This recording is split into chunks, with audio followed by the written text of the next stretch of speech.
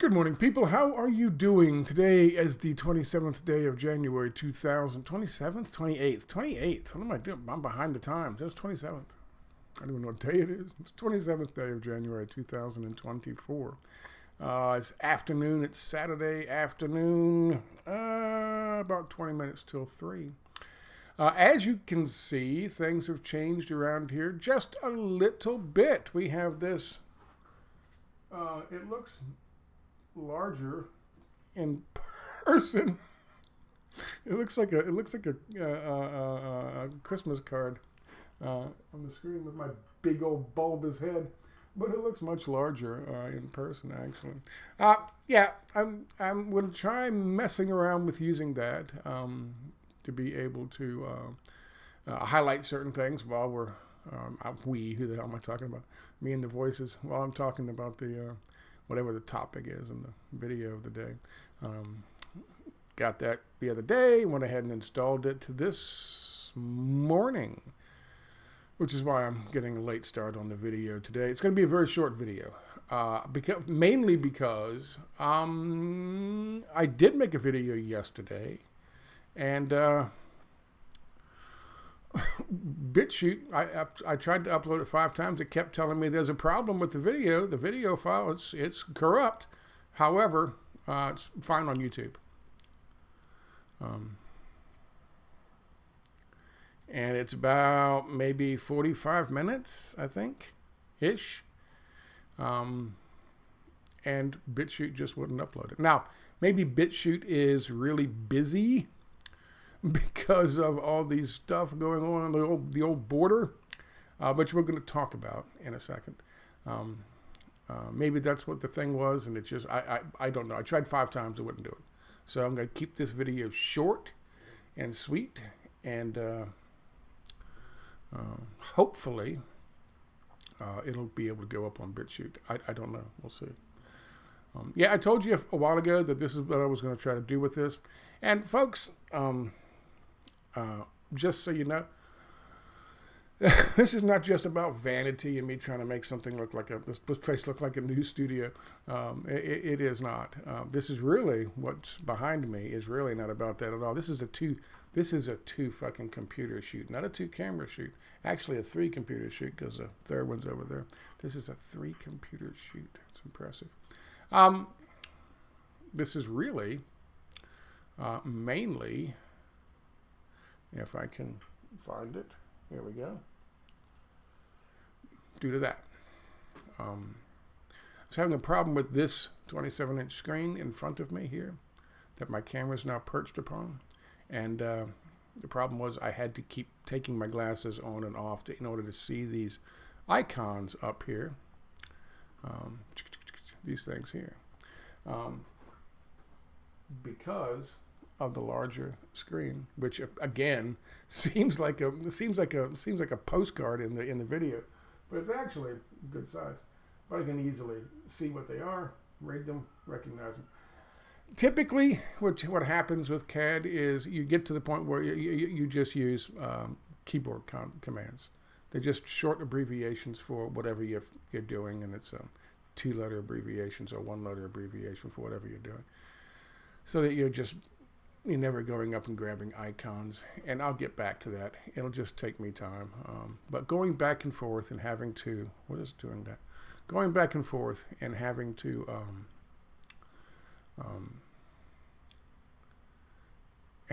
constantly take glasses on and off made it tedious, to say the least, in terms of getting myself refamiliarized with AutoCAD. So that's what this is about. This is about that, and it's not necessarily to do with this program. However, since we are here, I will be able to use it in a number of ways, and hopefully it'll be able to. It'll be. I think jumping out of, going off from this screen to and reading, as opposed to just doing it like this. We can talk about it and you can still make connections that might help. However, We'll see how it works. I don't know. We'll see how it works. Either way, it's nice to have my logo up there, which, by the way, I got to change my logo as well. So anyway, I'm working on that as well. So there you go. I told you a long time ago that when I got this, we started redoing this office and painted the office, that this is where we were heading. And so slowly but surely, making little baby steps, that's where we're going. Now, all that said, let's talk about something of import, shall we? Let's talk about razor wire. Briefly, I want to read this to you. We have to grasp that corporations are not concerned with the common good. They exploit, pollute, impoverish, repress, kill, and lie to make money.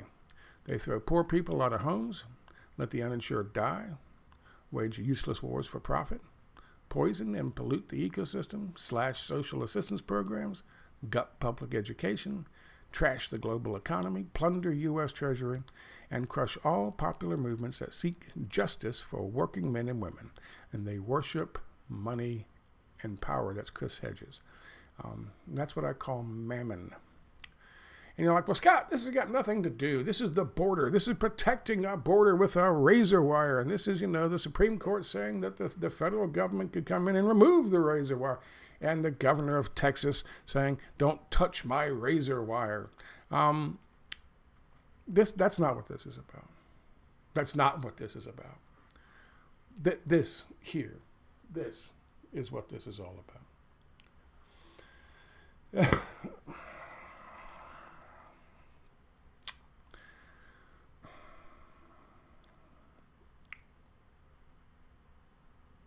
It was written, and then it was said by Rahm Emanuel.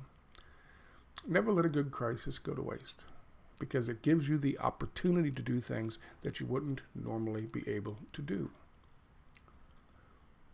And ever since 9/11, ever since they got away with 9/11, they have governed through crisis at one landmark milestone event to the other. One after the other is always a crisis. They always, when they pass the fucking budget every year, there's a crisis. Oh my God, the government's gonna shut down. Before 2001, how many times had adults going through their normal fucking routines in their lives had to worry about the government shutting down? Since 2001, how many times? Every single fucking year. Especially during the years that were run by Democrats. Why? Because they would have to have a crisis in order to justify, well, we're going to have to compromise. They always have to compromise. They have to give. They have to give a little bit to the right. To the right? No. To these guys. They govern by crisis. Let me ask you a question. This whole thing comes down to razor wire. Oh my God, they're going to take our razor wire. Razor wire works great on top of fences surrounding prisons. Do you know why that is? There's two reasons why that is. One, because all the fences have spotlights on them, big, powerful, bright lights. So they can see during the day and at night what is happening on said fence. Specifically on top of said fence where the razor wire is.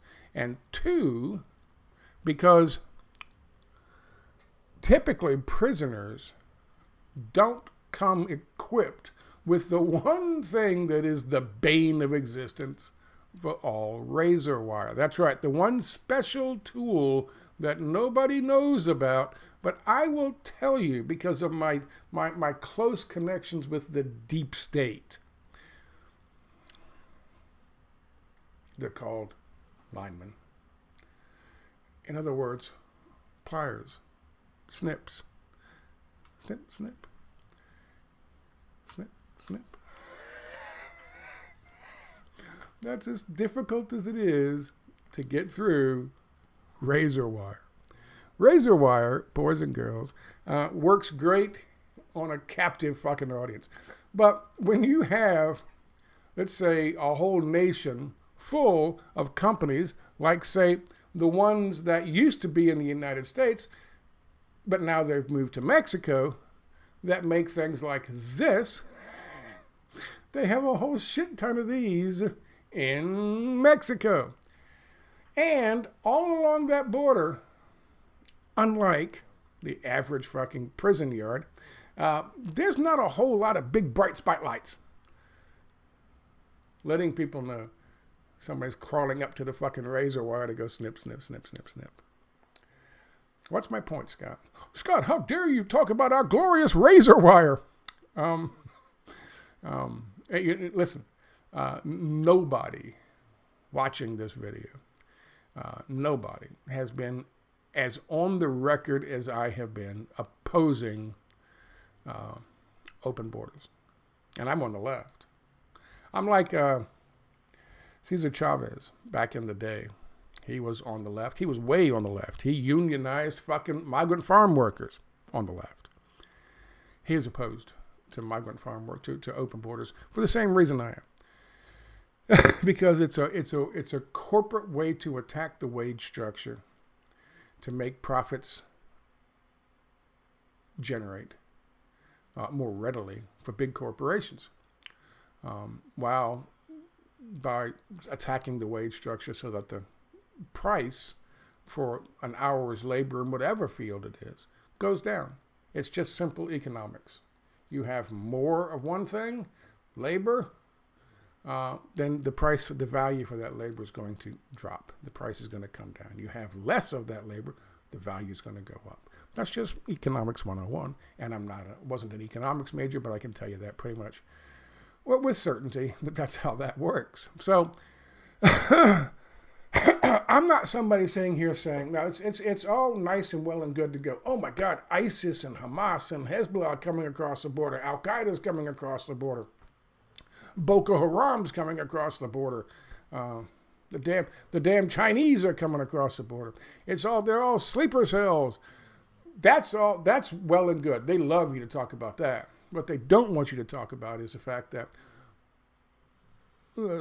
semi-skilled and low-skilled workers, and to some degree, some skilled workers are coming across that border, and they are attacking the wage structure. It's not really their fault. We've neoliberalized where they've come from, so they can either work for 38 cents a day, or they can come up here and try to work for $5 a fucking hour or $3 an hour, whatever they can get that's under the minimum wage law. That big business loves, and they don't have to pay these guys any fucking benefits. So of course the wage structure in the United States goes down, profits go up, and more people come across the border, with or without the fucking razor wire. So don't tell me I am for open borders. I am absolutely opposed to open borders. I also want to tell you this, before we get into what this is really about. I also want to tell you, well, this is kind of the same thing. Years ago, growing up in my 30s or my 20s or in my 40s, there was a slight problem with a few industries and medium to small size businesses in those industries, not large ones, that would hire people coming across the border illegally. And they would pay them under the table. They would pay them in cash, which was great for those guys, but they were, the wage structure was going down for construction, first and foremost, but then other industries. And that was a real thing, but it wasn't as widespread as it is today. It's massive today, and you know that, and I know that. And yes, you're right. It is an attack, quote unquote, but not an attack on our democracy. It's an attack on the way, on the quality of life for the workers, which of course is why Cesar Chavez opposed it, which is why I oppose it. But we didn't need razor wire and walls back in the day, did we?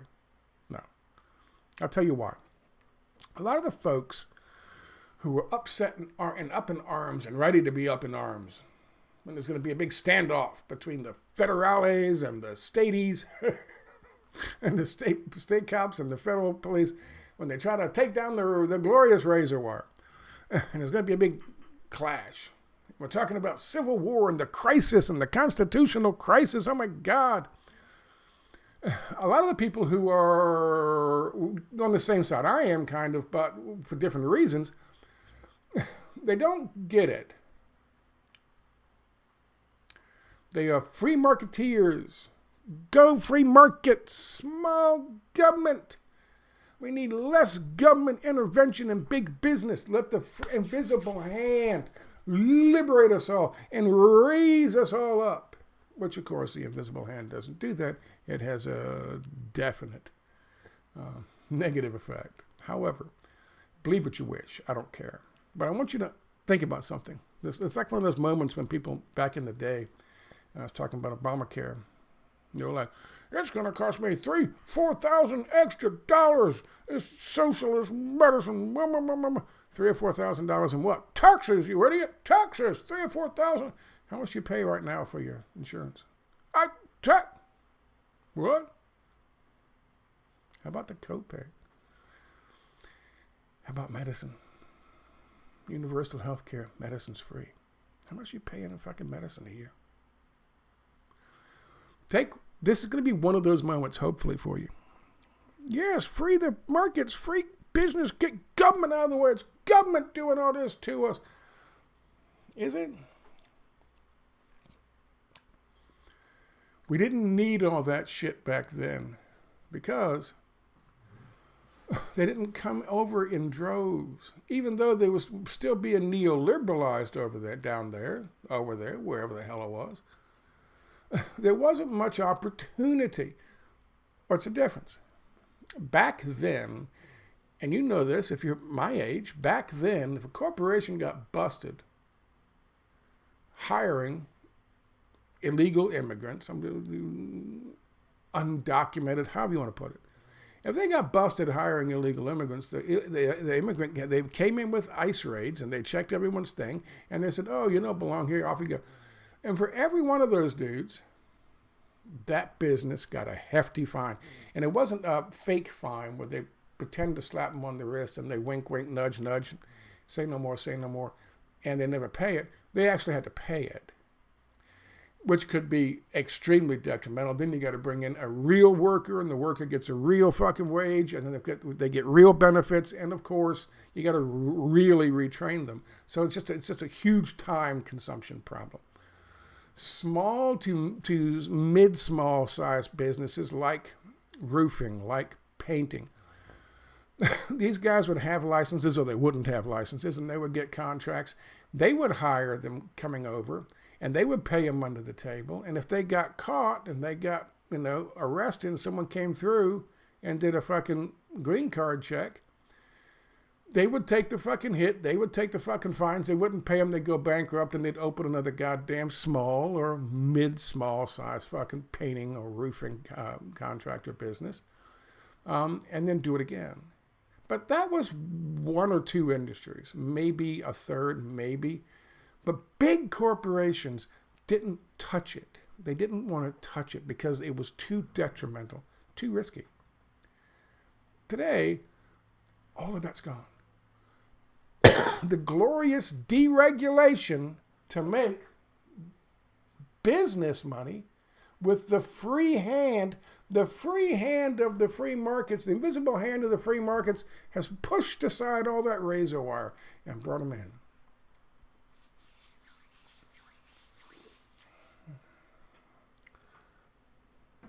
And that, ladies and gentlemen, boys and girls, is why we are here today. Sort of.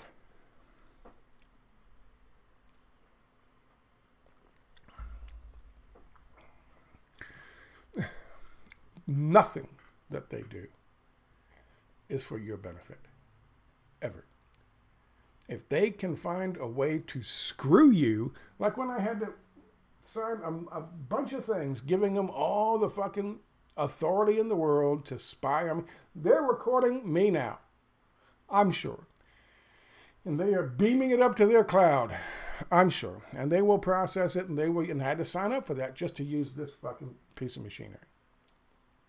Everything that they fucking do is to their benefit and your detriment. And you want to give them more freedom and remove more constraints so they can do more nefarious shit to you. Just keep that in fucking mind. Also keep this in mind. We're talking about governing through a crisis. They've tried to push comprehensive immigration reform since 2006, and I've covered it up and down the board, all over the place, over the years, on my websites and my YouTube channels that got erased. I've talked about it until I'm blue in the face, and I'm sure I will continue. Comprehensive immigration reform was not pushed by the left, the evil leftists. It's not a socialist program. It is a corporatist program. It is a fascist program.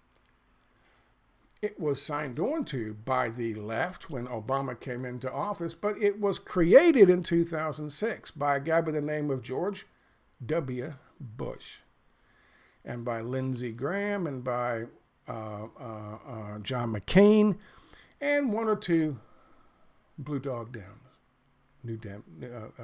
DLC Dems, Democratic Leadership Council Dems, centrist Dems, fascist Dems, neoliberal, neocon Dems, those guys. That's what they came up with. But that's where it started in 2006, and you can pull it up and look it up all day long. Just Google 2006 Comprehensive Immigration Reform, and you'll see it. It goes back to 2005, actually. They really wanted it. It's all about making things. It's a neoliberal policy. It's a pillar of neoliberal economic ideology. They call it flexible workforces, and that's what they want. But they know they can't get it. Nobody on the fucking right, nobody on the fucking left really wants it. When you take a look at what it is, okay, it's all about taking whoever's here, giving them amnesty, but not giving them citizenship. Giving them a path to citizenship. What does that mean? That means between either 5 years or 8 years, they're going to be the property of their sponsor. Who is their sponsor? That's who their sponsors are. They will be forced, like an indentured servant, to work a certain amount of time. And if they keep their nose clean, and they don't make any waves or try to join any unions, then after the 5-year period or the fucking 8-year period, they'll be able to then jump into the mix to work towards getting their green card, which will take another 3 years. Typically what they'll do is they'll just toss them out and get a new batch because it won't take that long, and they don't want to have to pay them as a naturalized citizen a decent living wage. They want a second tier of citizenship. They want I hate to use this word because I don't want people to be offended, but they want a slave class of fucking workers that have no rights, that have no fucking benefits, that on a whim can be fucking removed. And if they do anything or say anything and they start making trouble, they can just contact fucking the government, who will be just doing their bidding, and they'll just come and pick them up and take them, put them on a bus, and off they go. And they'll get more. They'll get another one. That's what comprehensive immigration reform is. And that's why even people on the left, the real left, have said, no, this is fucking ridiculous. And people on the right have said, no, this is fucking ridiculous. It is something that neither constituency wants. So what do they need? What do they need in order to finally pass comprehensive immigration reform? What they need is a constitutional crisis. What they need is a fucking threat of a civil war. Oh, we couldn't have civil war. Oh my God, the federales are here and the staties are here and they're all about, it'll tear fucking Texas apart. Let's do something. I know, I've got this comprehensive immigration reform bill. Well, I'm going to hold my nose and vote for it. We're going to have to compromise. It's theater. It's governing through crisis. It's governing through theater. That's what they're doing. That's all it is. That's all it is.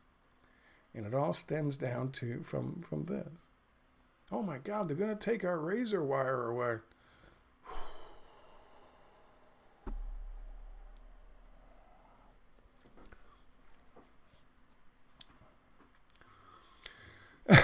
This is accurate. This is how this works. It really is. I'm not kidding. This is how this shit works. This is how they think. This is what they expect. Everything for them and nothing for you. You will own nothing and you will love it. Who will own everything? This is just theater. Don't take it seriously. Don't get too upset about it, but keep in mind what they're actually doing, what they're actually looking for, where they're going with this. I promise you, it's all about comprehensive immigration reform. Anyway, so this is where we are now. I hope this looks a little better. I've got to figure. I'm going to put some kind of anti-glare thing on it. It's just a cheap Vizio thing, so I hope it helps. If it doesn't, it'll be just back there turned off, or maybe I'll just leave it back there with this logo on it, and we won't try to use it during the videos. But I hope it helps a little bit. We will see. It's a thought that counts. But yeah, I should have realized I had to get an anti-glare screen, but I didn't. So I had to move all my lights. So we'll see how it goes. But for right now, it's a little progress, making baby steps. Don't get all wrapped up in the coming civil war. There's no coming civil war. There's fucking comprehensive immigration reform, but and compromise. Never let a good crisis go to waste.